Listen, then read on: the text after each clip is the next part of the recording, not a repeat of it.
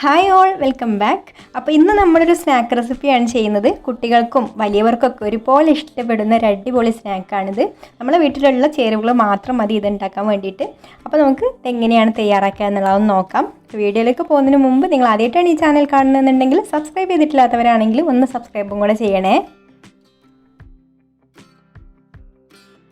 അപ്പോൾ ഇതുണ്ടാക്കാൻ വേണ്ടിയിട്ട് ഞാനിവിടെ 1 കപ്പ് മൈദ എടുത്തിട്ടുണ്ട്. അത് നമുക്ക് ഈ ഒരു ബൗളിലേക്ക് ഇട്ട് കൊടുക്കാം. ഇനി നമുക്കിതിലേക്ക് 1 ടേബിൾ സ്പൂൺ റവയും 1/4 കപ്പ് പൊടിച്ച പഞ്ചസാരയും ചേർത്ത് കൊടുക്കാം. പിന്നെ കരിഞ്ജീരകം കയ്യിലുണ്ടെങ്കിൽ അതും കൂടെ ചേർത്ത് കൊടുക്കാം. അപ്പോൾ നല്ലൊരു ഫ്ലേവറാണ്. അപ്പോൾ ഉണ്ടെങ്കിൽ മാത്രം ചേർത്ത് കൊടുത്താൽ മതി, അല്ലെങ്കിൽ ഒഴിവാക്കാം.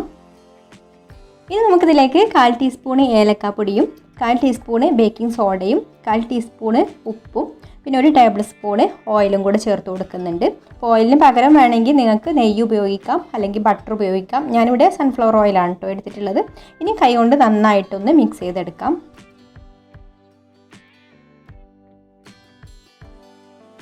ഇനി നമുക്കിതിലേക്ക് ആവശ്യത്തിന് വെള്ളം ഒഴിച്ച് കൊടുത്തിട്ട് കുഴച്ചെടുക്കാം. അപ്പോൾ വെള്ളം കൂടി പോകരുത് കേട്ടോ. ആദ്യം കുറച്ച് മാത്രം ഒഴിച്ച് കൊടുത്തിട്ട് നന്നായിട്ട് കുഴച്ച് നോക്കാം.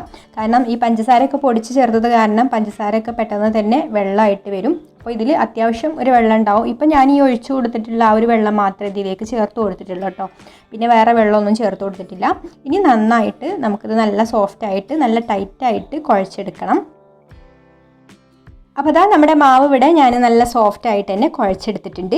ഇനി നമുക്ക് ഇത് റെസ്റ്റ് ചെയ്യാൻ വെക്കണമെന്നില്ല കേട്ടോ. പെട്ടെന്ന് തന്നെ ഇത് പരത്തിയെടുക്കുകയാണ്. അപ്പോൾ നമ്മൾ കൗണ്ടർ ടോപ്പിലൊക്കെ ഇട്ട് പരത്തിയെടുക്കുകയാണെങ്കിൽ മുഴുവനായിട്ട് തന്നെ പരത്തിയെടുക്കാം. ഞാനിപ്പോൾ ഇതിലാണ് കേട്ടോ പരത്തിയെടുക്കുന്നത്. അപ്പോൾ ഞാൻ അതിൻ്റെ പകുതി ഭാഗം എടുത്തിട്ടുള്ളൂ. കുറച്ച് പൊടി തൂവി കൊടുത്തിട്ടുണ്ട്. ഇനി നമുക്കിത് കുറച്ച് തിന്നായിട്ട് പരത്തിയെടുക്കാം.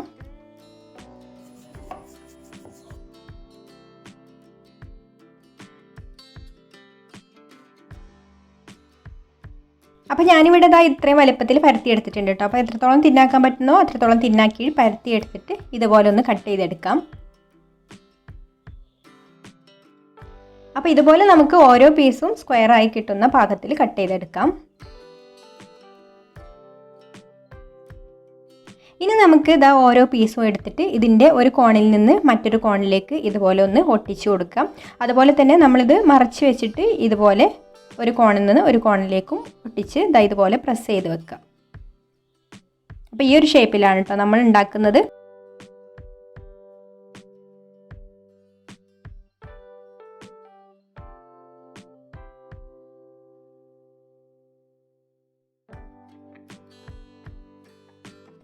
അപ്പോൾ ഇങ്ങനെ എല്ലാതും ഞാനിവിടെ ഫോൾഡ് ചെയ്തെടുത്തിട്ടുണ്ട്. ഇനി നമുക്കിത് നല്ല ചൂടായിട്ടുള്ള എണ്ണയിലേക്ക് ഇട്ട് കൊടുത്തിട്ട് പൊരിച്ചെടുക്കാം.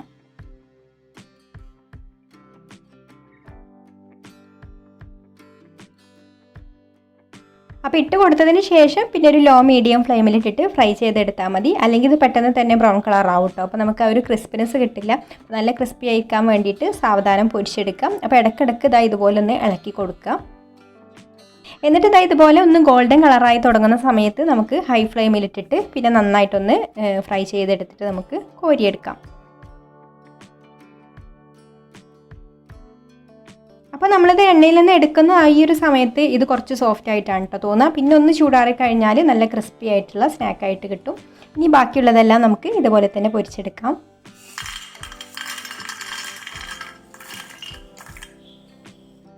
അപ്പോൾ ഇത്രയേ ഉള്ളൂ, നമ്മുടെ കിടിലൻ സ്നാക്ക് ഇവിടെ റെഡി ആയിട്ടുണ്ട്. അപ്പോൾ 4 മണി ചായയുടെ കൂടെയൊക്കെ ഈ ലോക്ക്ഡൗൺ സമയത്ത് കുട്ടികൾക്കും വലിയവർക്കൊക്കെ ഉണ്ടാക്കി കൊടുക്കാൻ പറ്റിയിട്ടുള്ള നല്ലൊരു റെസിപ്പിയാണിത്. അപ്പോൾ നമുക്കിനി വേണമെങ്കിൽ കുറച്ചും കൂടെ മധുരം കൂടുതൽ വേണമെന്നുണ്ടെങ്കിൽ ഇതുപോലെ കുറച്ച് പഞ്ചസാര പൊടിച്ചതൊന്ന് വിതറി കൊടുത്താൽ മതി. അപ്പോൾ നിങ്ങൾക്ക് ഈ ഒരു റെസിപ്പി ഇഷ്ടമായിട്ടുണ്ടെങ്കിൽ ഒന്ന് ലൈക്ക് ചെയ്യുക. ഇഷ്ടപ്പെട്ടിട്ടില്ലെങ്കിൽ ഡിസ്ലൈക്കും ചെയ്യാം. അതുപോലെ നിങ്ങളുടെ അഭിപ്രായങ്ങൾ താഴെ കമൻറ്റ് ചെയ്യുക. പിന്നെ ഈ ചാനൽ സബ്സ്ക്രൈബ് ചെയ്യാതെ കാണുന്നവരാണെങ്കിൽ ഒന്ന് സബ്സ്ക്രൈബും കൂടെ ചെയ്യണേ. അപ്പോൾ ഇനി മറ്റൊരു നല്ല റെസിപ്പിയുമായിട്ട് അടുത്ത വീഡിയോയിൽ കാണാം. താങ്ക്